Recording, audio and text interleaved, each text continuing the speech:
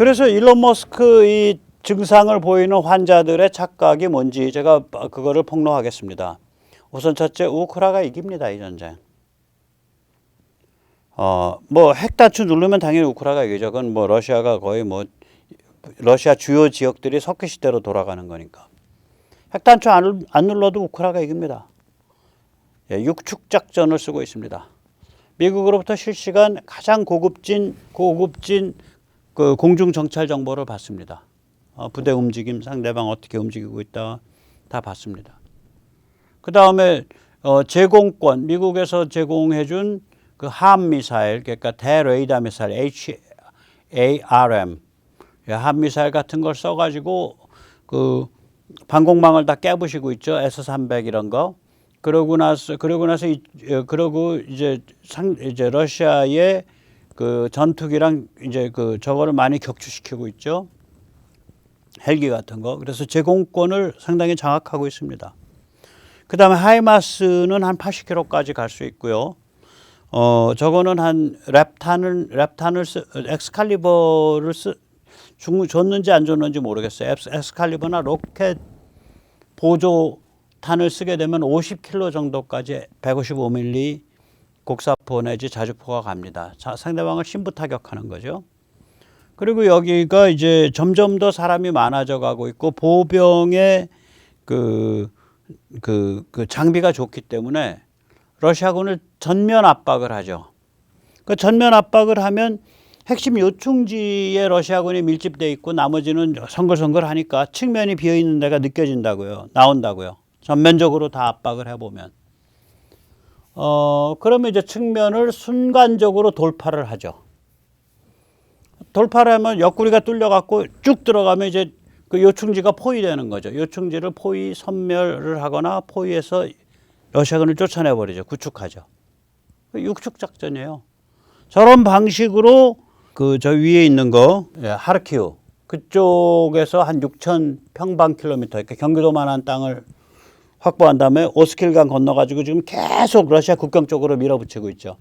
거기서 지금 가장 먹음직한 데가 스바토브라는 그 교통 요충지인데 당연히 그 러시아군이 밀집해서 방어를 하고 있죠. 그러니까 거기도 양쪽으로 스바토브를 두고 양쪽으로 밀고 들어가고 있는 거예요. 이런 식이에요. 그 다음에 이제 두 번째 일론 머스크 증상 환자들의 착각이고, 일론 머스크 말에서도 이제 착각인데, 이 희생이 너무너무 싫다. 너무너무 사람 많이 죽는다. 냉정한 얘기 할게요. 그 피값이 그게 앞으로 뼈가 되고 살이 되는 겁니다. 왜 그러면 이 전쟁이 그냥 뭐 앙골라에서 뭐 예를 들면은 깡패 조직 1번과 깡패 조직 2번 사이의 싸움이 아니죠. 예, 우크라이나가 자유공화국이야 라고 생각하고 그거를 추진하고 있는 우크라이나 사람들, 그리고 이 전쟁에 걸려 있는 건 서방이라는 건 무엇인가, 문명이란 무엇인가라는 그러한 화두가 걸려 있는 거예요, 여기. 그건 뭐 제가 얘기하는 게 아니라 그 많은 사람들이 그런 식으로 얘기해요. 심지어 그렇게 얘기하면서 그 우크라이나 지금 그 군대에 입대한 뭐 국내에서 뭐 이 무슨 분 갔다가 왔지만 지금도 계속 싸우고 있는 사람들 많은데, 거기 이제 노르웨이에서 온 그 여성이 그런 말 하더라고요. 지금 이건 유럽을 위한 전쟁이고 내가 이 자리에 온 건 내가 부채의식 때문에 온 거다. 유럽을 위해서 싸우고 있는데 내가 그냥 노르웨이에 그냥 따뜻한 아랫목에서 행감치고 앉아있기가 미안해서 왔다. 나 이 전쟁 끝날 때까지 여기서 싸우다 갈 거다. 이러고서 얘기를 해요. 그러니까 전쟁의 성격이 저렇게 이제 딱 그 조합이 되기가 어렵습니다. 우리 6.25가 그랬어요.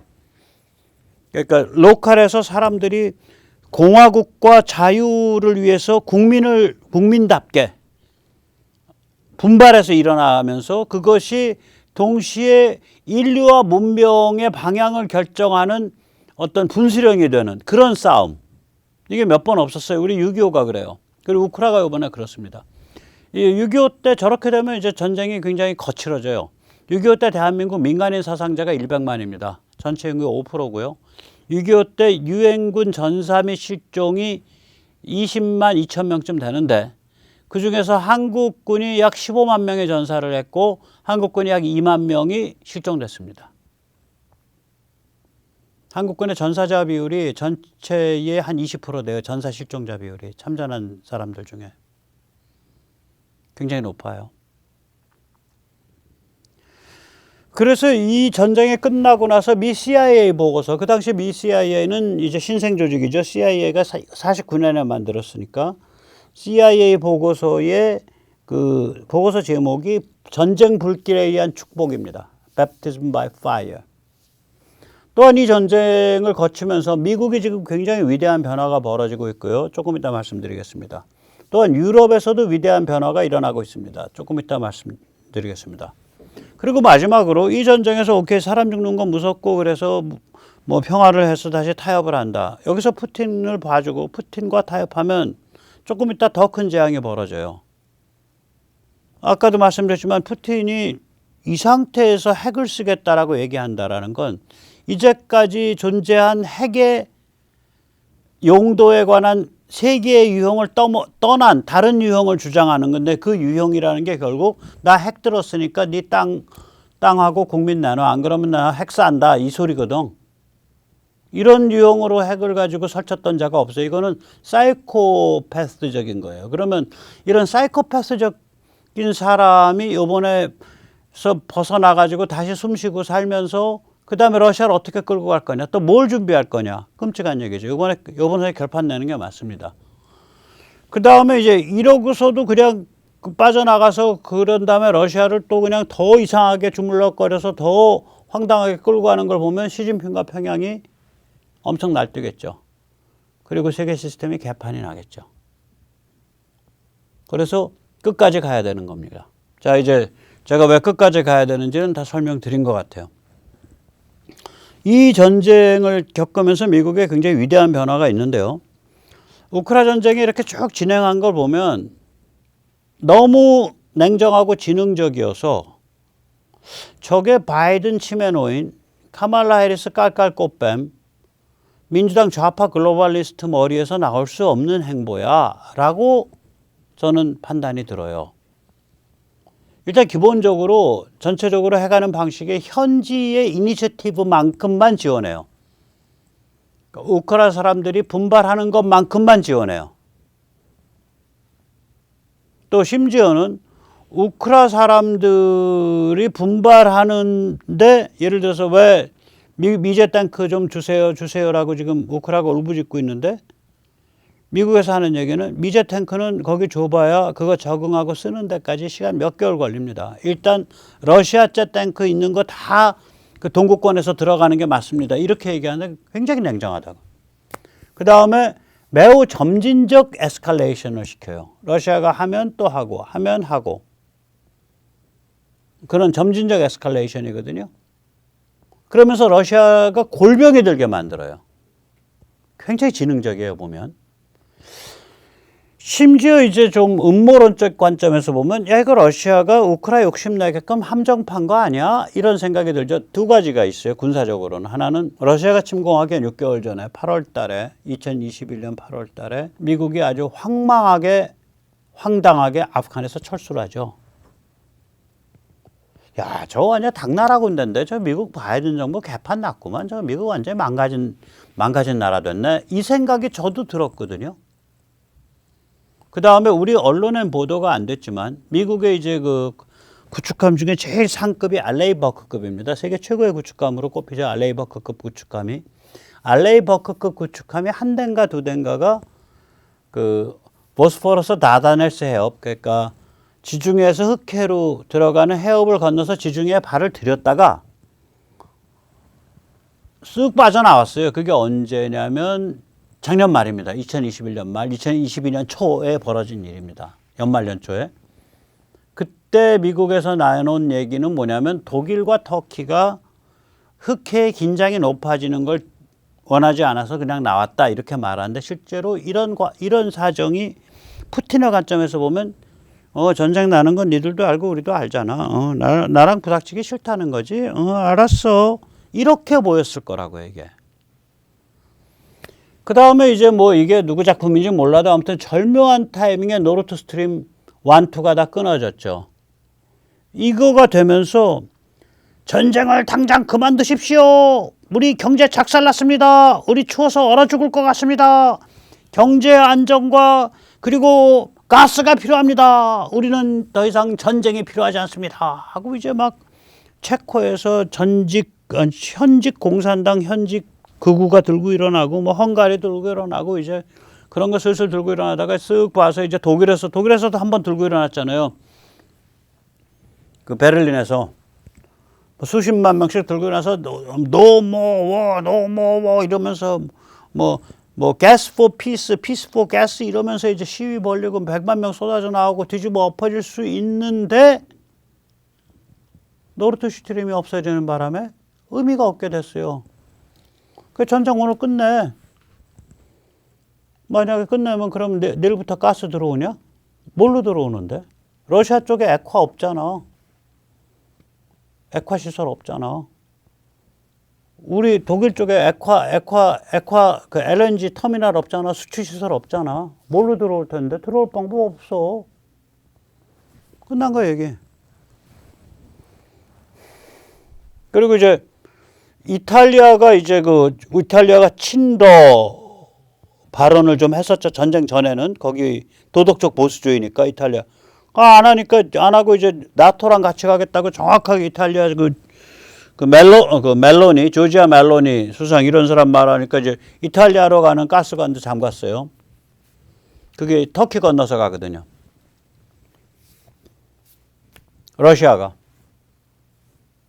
어젠가 오늘 잠갔어요. 그래서 이런 상황을 보면 그리고 노르웨이 폴란드의 가스관이 노르드 스트림 가스관 폭발한 다다음 날 오픈하게끔 돼 있었고 오픈했습니다. 저게 1년에 100억 입방미터 10 BCM이 갑니다. 그걸 다 폴란드가 혼자 썼으면은 폴란드 소비량이 한 70% 되는데 그 중에 일부를 폴란드가 덴마크에 제공한다 그러고 또 일부를 에스토니아, 리투아니아, 라트비아에 제공한다 그래요. 그런 식으로 나눠서 제공하니까 아마 폴란드가 글쎄요 폴란드가 한 1년에 14 BCM 쓰거든요. 10 BCM 중에서 그쪽으로 나눠준 게 3 BCM 되면 폴란드가 전체 자기 수요의 한 절반쯤이 이제 저 가스관으로 해결되는 거죠. 아니 그렇게 다들 그 LNG에 관련되거나 이런 투자를 했었어요. 폴란드 이제 PNG 투자인데 노르웨이 PNG죠 이건. 언제 했냐? 2014년에 러시아가 그 우크라 침공하는 거 보고 또 2014년에 러시아 내지 러시아 그 앞잡이 괴뢰군들이 우크라이나 상공을 날아가는 유럽인들을 가득 태운 말레이 항공 민항기를 격추시키는 거 보고 핀란드, 라트비아, 에스토니아, 폴란드 이런 데들은 다 LNG 투자를 하기 시작을 해요. LNG 터미널을. 그리고 그때 폴란드는 그냥 노르웨이가 그냥 바짓가랑이 붙잡고 늘어져 가지고 폴란드 노르웨이 가스관을 놓은 거예요. 그러면서 그 가스관이 그 덴마크의 코펜하겐이 있는 그 섬 위를 관통을 해요. 그렇기 때문에 아마 덴마크에 이 가스를 나눠줘야 될 거예요. 그런 조건들이 다 걸려있는 그런 게임을 띄웠다고요, 폴란드. 그래서 그게 이번에 결실을 본 거야. 지금 집권당이에요, 법과정의당. 장기 집권 중이니까. 그런데 독일만, 제가 말씀드렸지만 독일만 전부 다 그냥 러시아 PNG에다 몰빵을 하고 석탄 발전 다다 걸어, 원자력 발전 다다 걸어, LNG 그 터미널은 짓지도 않아. 그러게 독일 그 올가미에다 자기 목을 다 내주고서 다른 사람 보고 야, 올가미 이쁘잖아. 다 들어와서 목 넣어 이러다가 이번에 캑 하고 매달린 거예요. 독일 이번에 굉장히 고생할 겁니다. 인플레 심해질 거고요. 경제 침체 올해 뭐 마이너스 성장 확실하고요. 뭐 잘못하다가 내년도 계속 마이너스 성장 갈 거예요. 에너지가 답이 없어요. 에너지가. LNG 터미널 짓는다고 해서 방금 지어지겠냐고요. 제일 빨리 짓는 방법은 한국 사람 불러들여서 짓는 건데 또 자존심이 있어서 제가 말씀드렸잖아요. 독일 사람들이 짓는다 그러는데 제가 독일이 그렇게 늑장이에요. 공기가 안 지켜져요. 그래서 좀 고생 좀 할 거예요. 자, 그래서 이제 저는 이런 것 때문에 여기 RSG 그룹이 있다. 그러니까 반응형 전략 그룹이 존재한다. 이런 거는 도대체 이거는 치메노인이나 깔깔꽃뱀이나 펠로시 같은 유형의 좌파 글로벌리스트에서 나올 수가 없다, 이거는. 이 사람들은 오히려 이제 민간으로 보자면 허슨 연구소나 헤리티지 연구소의 그런 관점들, 그 굉장히 냉정하고 굉장히 보수적인 데거든요. 그런 데랑 좀 관계가 있다고 봐야 된다. 그래서 윤석열 정부도 만약에 미국에 이제 그 로비를 하거나 미국에 사귀려면 저런 연구소들 쪽에 좀 연구 자금 좀 대고 같이 무슨 프로젝트 하고 이거 굉장히 그 멋있게 푸는 방법 중에 하나예요. 저쪽 집단이 아마 이 RSG를 대변하는 거예요. 브루킹스 같은 데는 유학해서 못하고 랜드는 좀 거긴 너무 장사 속이고. 자, 그 다음에 이제 미국에서 또 일어나는 건 뭐냐면 좌파 글로벌리스트들이 노선을 포기하고 결국 미중 대립, 트럼프 때 원칙을 세운 미중 대립 계속 거기서 못 그걸 그냥 받들어 모시고 있죠. 그리고 요번에 RSG가 요번에 저는 대성공시키고 있다고 보는데 러시아 박살내기에 얼굴 마담을 하고 있잖아요, 이제. 그러니까 좌파 글로벌리스트들이 좌파적인 거는 미국 국내 정책이에요.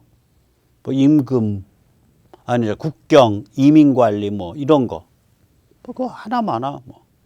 그 다음에 이번 11월 선거에 아마 쟤들 많이 질 거예요. 제가 언뜻만 보고 있는데 상하원에서 다 질 것 같은데. 그 다음에 네 번째 미국에서 주요하게 일어나고 있는 것. 이게 네오콘들이 이미 관짝에 누워 있거든요. 네오콘은 뭐냐면 그 현지 이니셔티브, 현지 사정은 생각도 안 해요. 그냥 아무나 갖다 세우면 다 웅남미승만 되는 거야. 걔들 입장에선. 그들은 그렇게 봐요. 그거 별거 있어. 미국이 막강한 군사력으로 밀고 들어가서 다 그냥 거꾸로 때리고서 근사한 미국식 현대국가 만들면 현지인들 다 박수치고 따라오게 돼 있는 거야. 그럼 그 중에 하나 우나민승만 같은 사람 툭툭 튀어나오는 법이지 뭐. 우나민승만 그 별거 있겠어? 그냥 그 중에 있는 사람 중에 좀 괜찮은 사람이었을 뿐이야. 뭐 이런 식의 관점인 거야, 이게. 굉장히 교만한. 그래서 개인 만능주의죠. 유비쿼터스 개입주의지. 언제 어느 때나 개입하자지. 이제 네오콘들은 지금 이제 오바마 시절부터 이제 약간씩 관짝에 눕기 시작을 했는데 이제 RSG가 저렇게 성공을 하니까 이라크 때 저렇게 했어야 되는데 현지 이니셔티브랑 연결돼서 아프간 때도 저렇게 했어야 되는데 그렇지 우리가 어떻게 해서 다 돈을 수조 달러를 깨먹은 거 한 6, 7조 달러 이상 양쪽 합치면 한 10조 달러 깨먹었어요. 20년 동안. 그러니까 관짝을 강철판으로 두르고 용접을 한 거예요. 이제 네오콘들이 누운 관짝을. 이제 못 살아나. RSG가 성공 케이스를 만들었기 때문에. 그 다음에 이제 마가 트럼피즘 집단이 이제 머리가 깨게 되죠. 제가 자꾸 말씀드리는데 이건 반복해서 들어두시는 게 좋아요.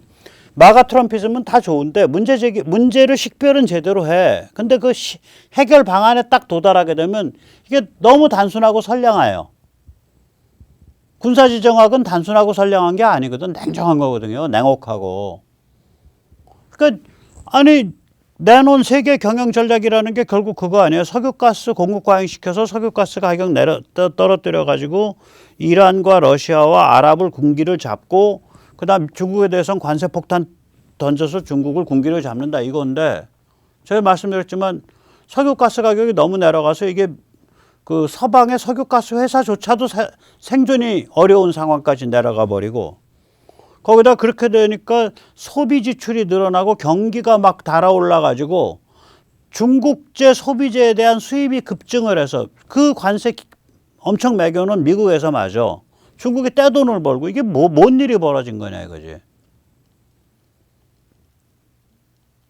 그래서 요번에 이제 저 RSG 그룹이 저렇게 아주 냉혹하게 저 우크라이나 쪽을 치고 러시아를 파멸시키는 걸 보면서 저는 마가 트럼피즘 집단도 찬물을 뒤집어 썼을 거고 정신을 번쩍 차렸을 거다.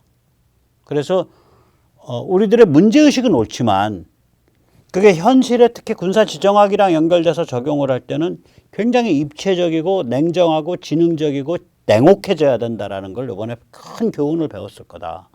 그럼 둘이 이제 필이 통하죠. 우리의 진정한 파트너는 이제 그 사실은 헐버트 그 운암 이승만의 정신적 스승이자 동지이기도 한 또 한글 띄어쓰기, 한글 문법, 아리랑 같은 민요 체보 이런 걸 깊게 한 그 미국의 최고의 당대 최고의 뭐 한국뿐만이 아니라 당대 최고의 선교사 헐버트, 호머 헐버트, 혹은 이제 그 6.25 때에 그 꿋꿋하게 우리랑 같이 싸워준 벤플리트 대장, 이런 사람들이 진정한 파트너예요. 벤플리트 대장은 운암에 대해서 뭐라고 평을 했냐면, 저 사람은 자기 몸무게만큼 무거운 다이아몬드보다 훨씬 더 가치가 있는 사람이고 내가 저런 사람 본 적이 없다. 그리고 운암이 이제 숨졌을 때 박정희 대통령에 대해서 제가 이제 좀 안타깝게 생각하는 거는, 운암을 굉장히 싫어했어요. 그래서 운암이 살아 계셨을 때는 입국을 막았고, 그러니까 망명이 아니라 입국을 못하게 한 거예요. 박정권이. 입국을 막았고, 운암한테는 돌아가시면은 국장으로 모시겠다라 그랬다가, 돌아가시고 나니까 국장커녕은 이제 그 사회장을 가자 그랬지. 그래가지고 가족들이 반발을 해서 가족장으로 가버렸어요. 그렇게 되면서 이제 묘지를 어디 쓸 거냐인데, 묘지가 그게 국립공원이 돼야 된다라고 주장해서 관철시킨 사람이 박정희 대통령이 아니고 벤플리트 장군이에요. 그래서 그 운구를 누가 했냐?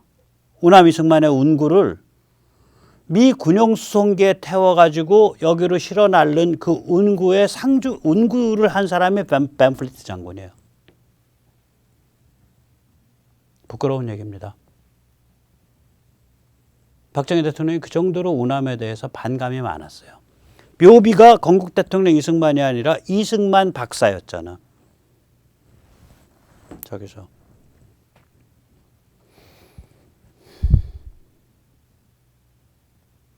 자, 그래서 아무튼 간에 우리의 진정한 파트너는 이런 유형인데, 이제 이런 유형의 사람은 더 이상 태어나지 않는 세계예요. 그러나 그런 사람들이 가졌던 세계관에는 전혀 못 미치지만, 뭔가 일관된 어떤 지능적인 냉정하고 냉혹한 데가 있더라도 지능적인 관점을 갖고 있다면 손을 마주칠 수 있다.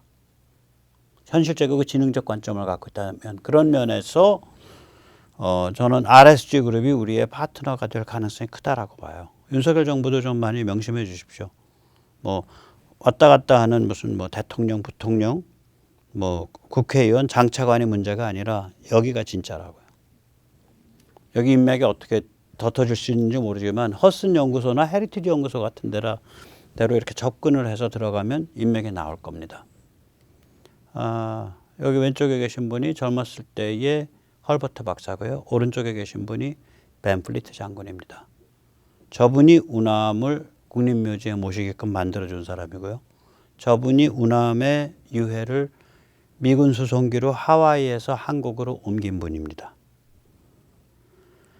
안 그랬었으면 운암이 이상한 그 개인 묘지의 가족장으로 그냥 끝났을 거예요. 사실상의 국장을 만들어준 분이 저분입니다. 박정희 대통령이 부끄러운 거죠. 저 점에 대해서는 정말 잘못한 거예요. 자, 유럽의 위대한 변화가 오고 있습니다.